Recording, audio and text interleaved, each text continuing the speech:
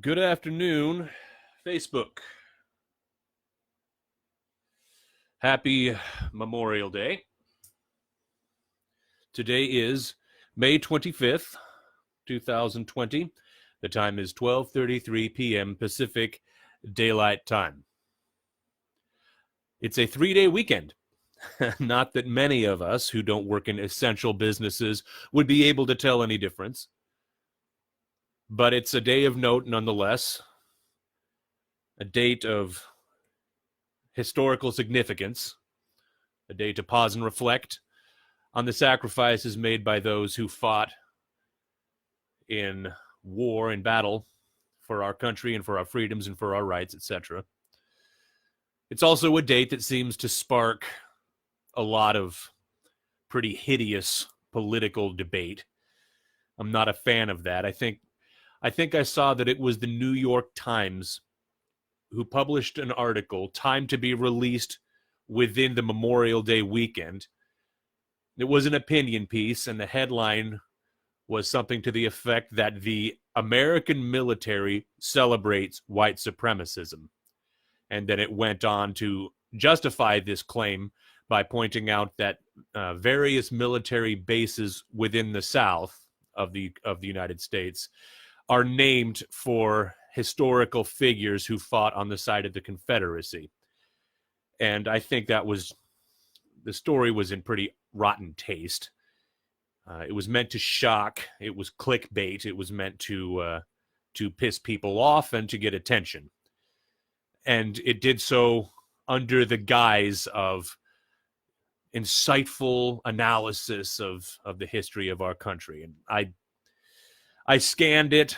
I didn't really read it very thoroughly, but I didn't come away from it feeling like it was an article that was written in good spirits, in good faith with the spirit of our country or anything like that. I thought it was pretty grotesque, to be honest. But in any event, here we are, Memorial Day weekend, and my focus will not be on that kind of provocateur-esque writing, but rather just on what's happening with respect to our lockdown and with respect to coronavirus.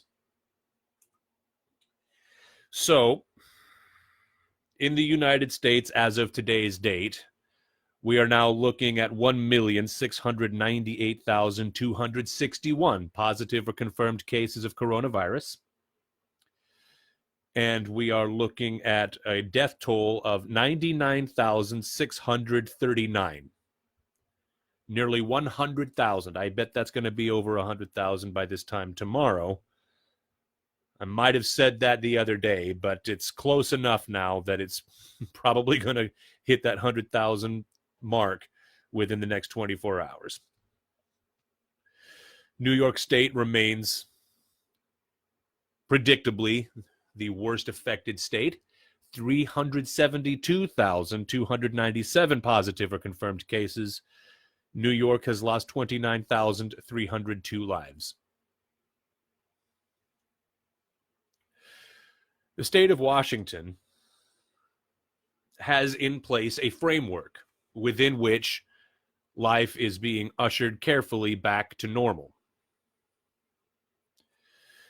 Metrics for our state indicate that we currently have 20,595 positive or confirmed cases. Our death toll is up to 1,086. Again, we're at 20,595 and 1,066 deaths. Let's quickly compare those numbers to Tennessee. Tennessee is within 20 cases of us. We're at 20,595. Tennessee is at 20,607. So yeah, they've got 12 more positive or confirmed cases that we do. We've got 10,066 deaths, but they're only looking at 338 deaths. We've got 3 times as many COVID-related fatalities as them, but we have almost exactly the same number of positive or confirmed cases. It's things like this that make me kind of scratch my head. It breaks the pattern. It breaks the consistency. of the pattern. It makes me wonder how there can be such a difference. I've pointed this out.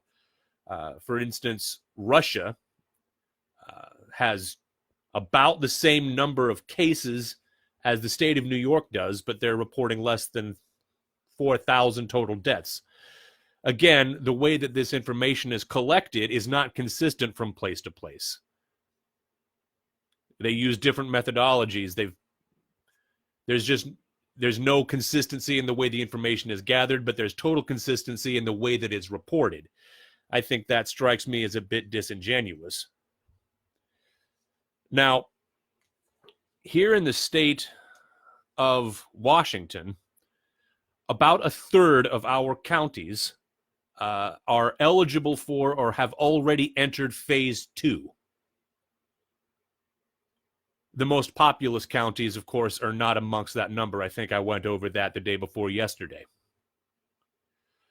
So how will we know when Pierce County, where I live, is close to phase 2? Now, this comes from, I believe this was from the News Tribune. Life hasn't been normal since the COVID-19 pandemic reached Pierce County. More than 2 months have passed since Governor Inslee issued his stay home, stay healthy order. We all want to move a little closer to normal as soon as we can. You have likely heard about other counties entering phase 2 and are wondering when Pierce County could do so. We know the current criteria Governor Inslee will use to decide when counties can apply for variance to move to phase 2 of the Safe Start plan, but it could change. The governor's office is weighing many factors as it makes those decisions. We do know the kinds of things that Governor Inslee will consider and what each of us can do to get there as quickly as possible. The state has allowed several counties to apply for variances that would allow them to move to phase 2 before the current stay home, stay healthy order expires on the 1st of June. They must meet several benchmarks. They have to add fewer than 10 cases per 100,000 residents over a 14-day period. They have to be able to keep up with testing and disease investigation if cases increase again. And they have to have plans to help people isolate or quarantine if they need it. Pierce County would need to have fewer than 90 cases over a 14-day period to qualify based on those criteria.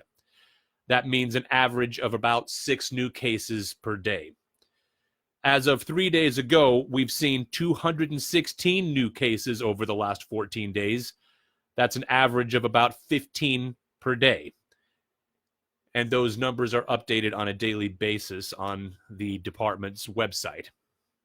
We continue to see encouraging signs. We had 10 or few cases 6 times during that period. And yesterday, we dropped below 6 new cases for the first time, reporting 4. Now, that was referring to the 21st. This story is about 3 days old.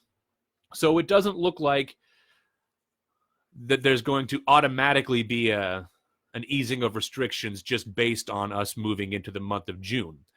The governor's current order is set to expire as of May 31st, but metrics and these kinds of numbers, that's going to be the deciding factor, according to the governor's office, regarding when we can move forward with our own plans to reopen and allow people to go back to work.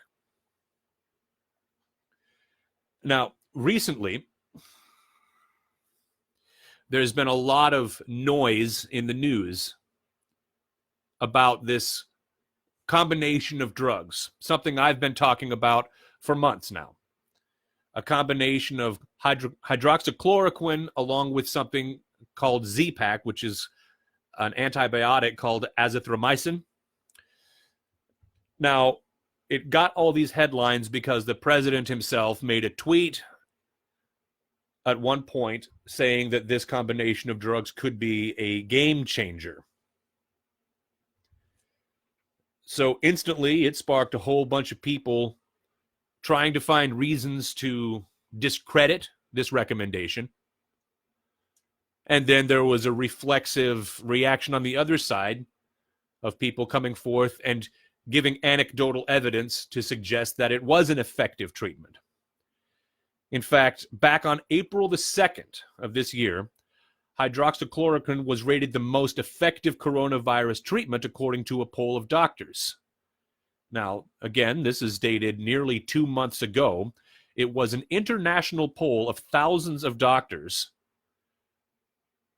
rating hydroxychloroquine as the best treatment for coronavirus. To be specific, of the 6,227 physicians surveyed across 30 different countries, 37% of them rated hydroxychloroquine as the most effective therapy for combating the potentially deadly illness, according to the results that were released back then. The survey conducted by the global healthcare polling company Cerno also found that 23% of medical professionals had prescribed the drug in the United States, far less than other countries.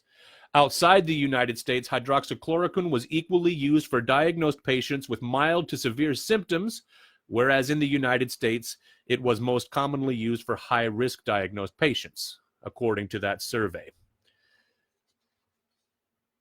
According to Dr. Fauci, who is a member of the White House Coronavirus Task Force, however, this was something of a premature conclusion that this could be viewed as an effective way to battle this disease. Now, there is news on that front. The World Health Organization, whose credibility has suffered a bit lately due to their working with China, the way that they were complicit in the way China was obscuring the reality of this disease. But leaving that to one side for a moment, hydroxychloroquine is no longer being used, they've halted trials of it because there's new information which has come out that indicates the drug is actually having the opposite of the desired effect. There was an article published in The Lancet 3 days ago that concluded that when hydroxychloroquine along with Z-Pak, along with certain variations of hydroxychloroquine, they're actually resulting in increased mortality rates when used on patients who are already in the hospital. To be as specific as possible, 96,032 patients with coronavirus were hospitalized during the study period and met the inclusion criteria.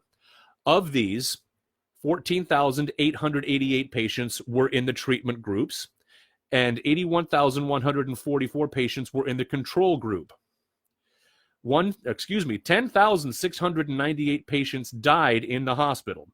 After controlling for multiple confounding factors such as age, sex, race, ethnicity, body mass index, etc., when compared with the mortality in the control group, hydroxychloroquine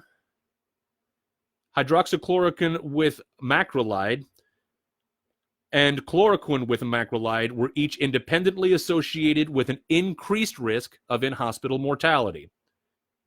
And to be specific, they were independently associated with an increased risk of de novo ventricular arrhythmia during hospitalization.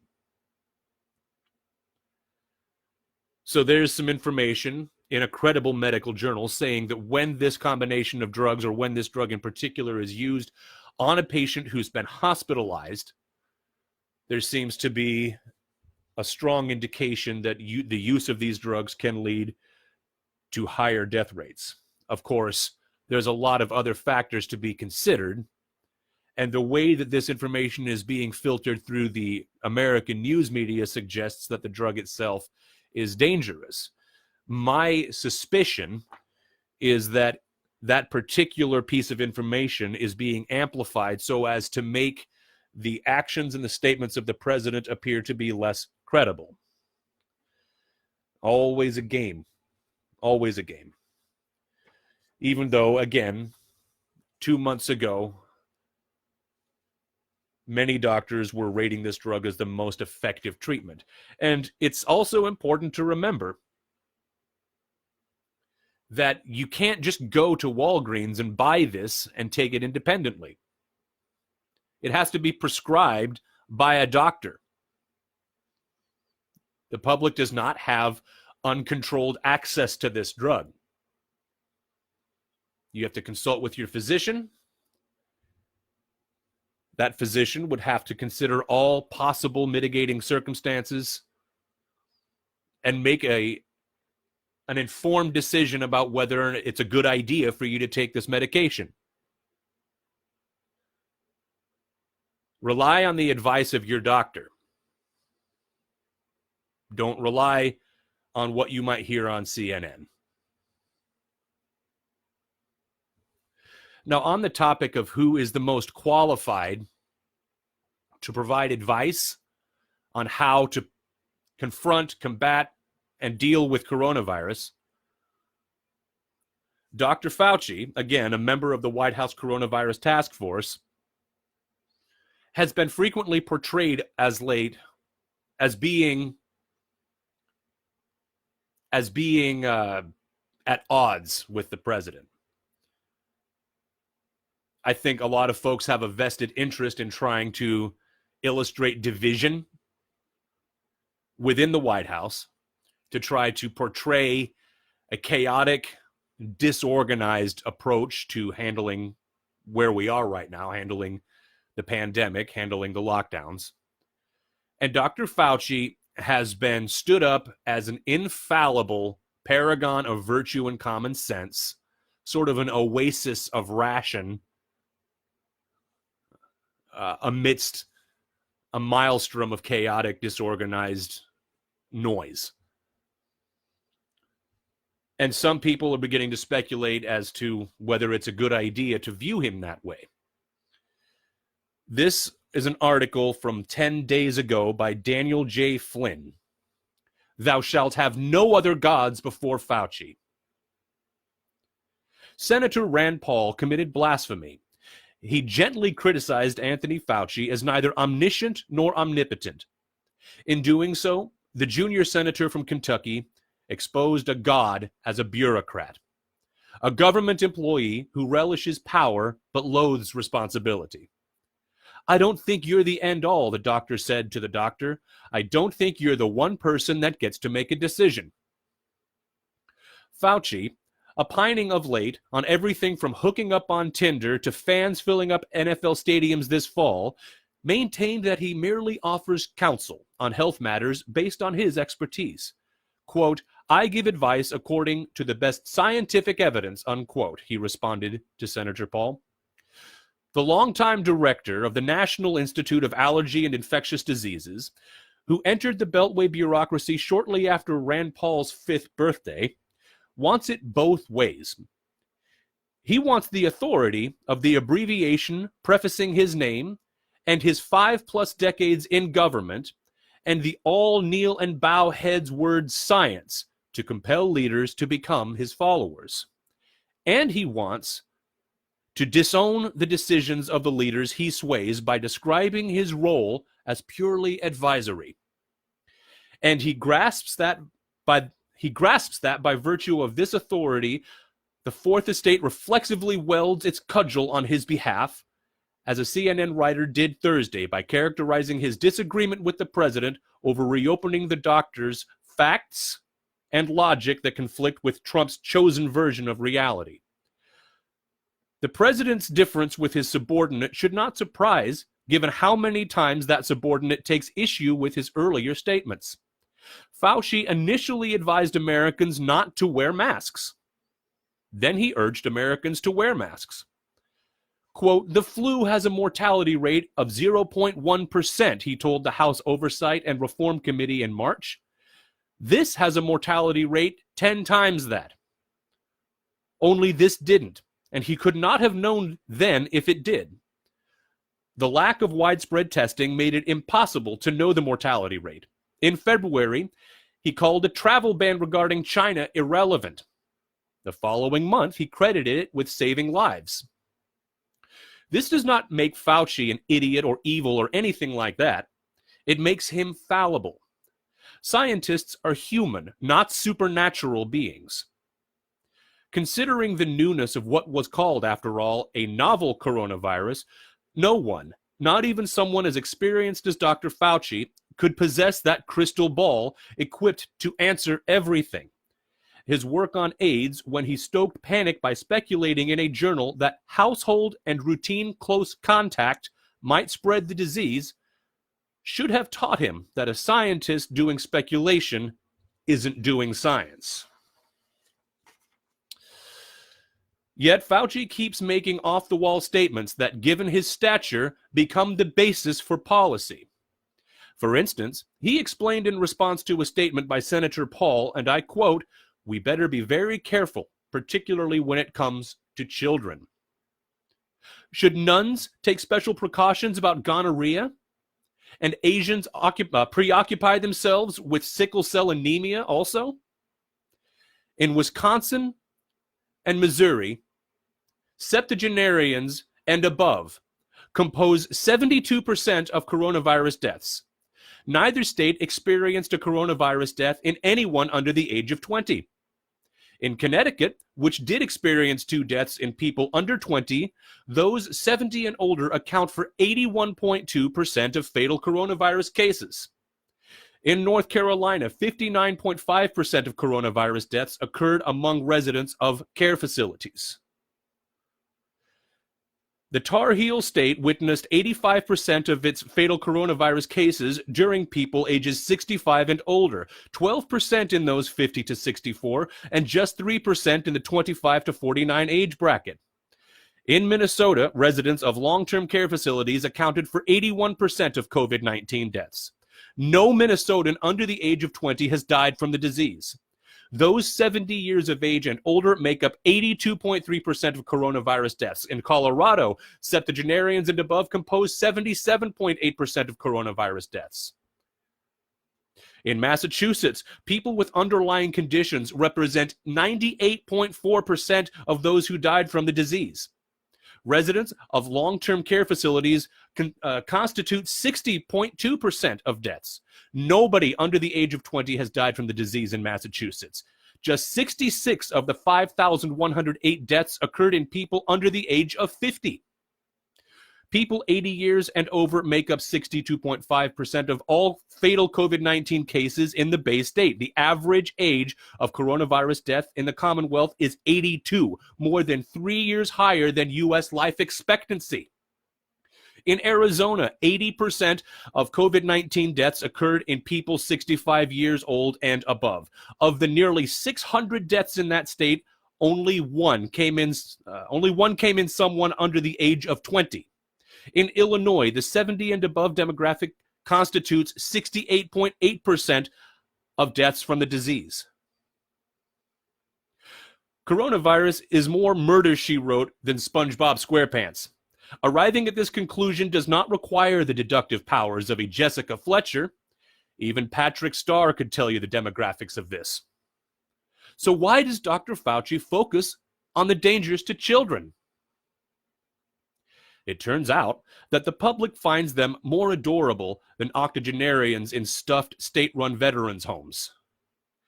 The idea that this disease could kill a child, even though in a large number of states it has not killed a single child, grabs the public by the lapels. It also explains the murderously idiotic decision in many states to evacuate schools but keep care facilities crammed. The facts say focus on the elderly and medically compromised. The politics say divert attention to children. It's always about the children when it's about winning public opinion. The exchange with Senator Paul stemmed from Fauci's earlier remarks, which some heard as tamping down the notion of schools returning to session this fall. His precise words, however, pertain to whether or not the introduction of a vaccine would accompany students to the first day of school. He called that, and not schools opening in the fall, a bridge too far, a characterization that appears hard to dispute. Headlines simplified his words to the point of distortion. He later offered more clarity and conciliation towards Paul's localist position, allowing for school districts to decide. Quote, "We have a very large country, and the dynamics of the outbreak are different in different regions of the country. So I would imagine that situations regarding school will be very different in one region versus another, so that it's not going to be universal or homogeneous." The doctor's many admirers ignore this and emphasize his adversarial exchange with Senator Paul, in which Fauci appeared to disagree with the very sentiments he later would endorse. The coronavirus czar does not appreciate the way partisans on both sides and the press twist his words. Fauci, in overlooking negative economic, mental health, quality of life, and other consequences of the doctor dictatorship because of his fixation on outcomes directly related to the infectious disease, suffers from the intellectual's disease. He gives off the impression that his specialized fixation is indeed the end-all. Jonathan Haidt obliquely addressed this myopia in The Righteous Mind by observing, quote, "People who devote their lives to studying something often come to believe that the object of their fascination is the key to understanding everything." Or, as laymen might say, he only knows what he learned in his major. I think it's important to understand that no one person is more credible than another when it comes to something as complicated as all this. I think we all want to do what's right, but I think we also need to have enough intellectual independence not to be afraid to question what's going on. Life is slowly starting to tiptoe back to normal, and I hope it does pretty soon. Thanks for listening, and be good to each other.